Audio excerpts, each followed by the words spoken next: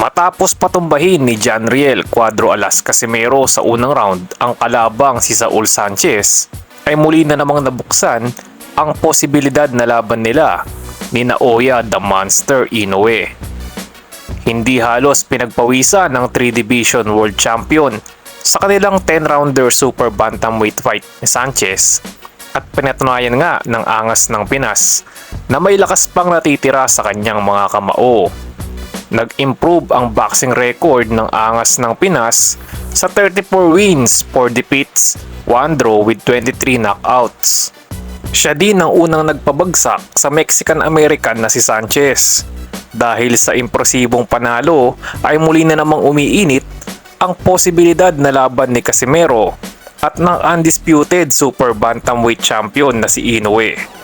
Sa December 24 ay lalaban si Inoue kontra kay Sam Goodman ng Australia upang depensahan ng kanyang 4 na title belt. Dati nang naudlot ang laban ni Casimero at Inoue dahil sa pandemic, at mula noon ay hindi na tumigil si Cuadro Alas sa paghahamon sa laban nila. Maraming naging issue sa karir si Casimero, samantalang patuloy namang umusbong ang boxing career ni Inoue na naging pound for pound champion pa. Sa ngayon ay wala na ring halos maitapat kay Inoue dahil inubos na nga niya ang mga magagaling sa kanyang division. May pag-asa pa kaya na makaharap ni Casimero si Inoue at tuluyang tuldukan ang winning streak ng Hapon laban sa mga Pinoy. At speaking of Inoue ay nabigo si Takuma Inoue sa kanyang WBA bantamweight title defense kontra kay Seiya Tsutsumi. Unanimous decision win ang nakuha ng undefeated na si Tsutsumi laban sa kapatid ni Naoya.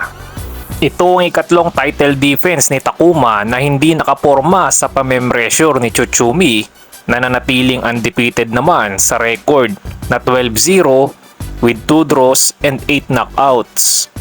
Posibleng harapin ni Tsutsumi ang isa pang Japanese superstar na si Junto Nakatani na lumalaban naman ngayong oras kay Petchor Chitpatana. At sa pinakamalaking boxing news kahapon ay tinalo ni Artur Beterbiev si Dimitri Bivol sa isang majority decision at makuha ang undisputed light heavyweight championship. Marami ang nagsasabi na kontrobersyal ang pagkapanalo ni Beterbiev, ngunit tinanggap naman ni Bivol ang desisyon ng mga hurado at bukas din siya sa isang rematch. Si Bivol ang unang nakatapos ng 12 rounds kay Beterbiev na nag-improve sa 21-0 with 20 knockouts. Nalasap naman ni Bivol ang kanyang unang pagkatalo at may record na siya ngayong 23 wins, 1 loss with 12 knockouts.